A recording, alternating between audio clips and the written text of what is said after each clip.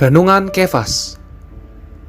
Judul hari ini, Kedudukan dan Kuasa Pengampunan. Lukas pasal 5 ayat yang ke-24 berkata, "Tetapi supaya kamu tahu bahwa di dunia ini anak manusia berkuasa mengampuni dosa.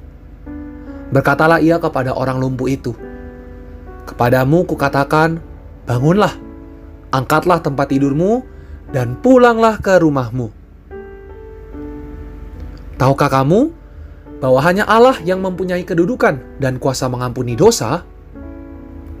Karena hanya Allah yang mempunyai kedudukan dan kuasa untuk menghukum. Selain Allah, tidak ada seorang pun yang mempunyai kedudukan dan kuasa ini. Bukan pula malaikat, apalagi manusia yang jatuh dalam dosa. Hanya Allah adalah tuannya alam semesta.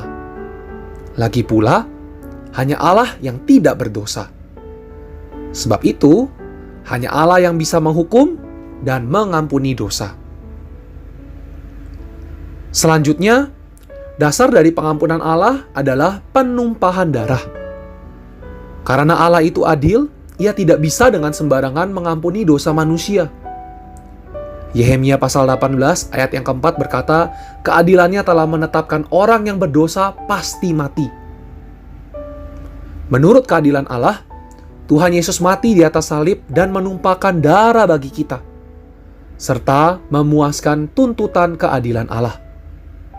Karena itu, Allah bisa dengan seadil-adilnya, dengan sah, mengampuni dosa kita.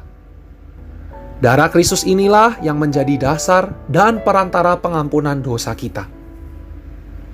Sobat Kefas, perkara apa saja, entah perbuatan baik kita, kebajikan kita, kegairahan kita, ataupun kasih kita, semuanya tidak bisa menjadi dasar dan perantara pengampunan dosa kita. Hanya darah Kristus. Karena itu, setiap kali kita berdoa, kita perlu menerapkan darah Kristus untuk membasuh dan membersihkan segala dosa dan pelanggaran, supaya kita menerima pengampunan Allah. Marilah kita berdoa.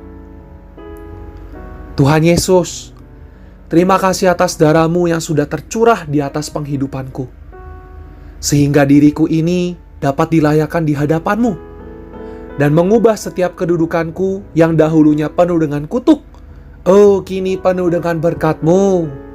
Amin. Tuhan Yesus memberkati saudara-saudari.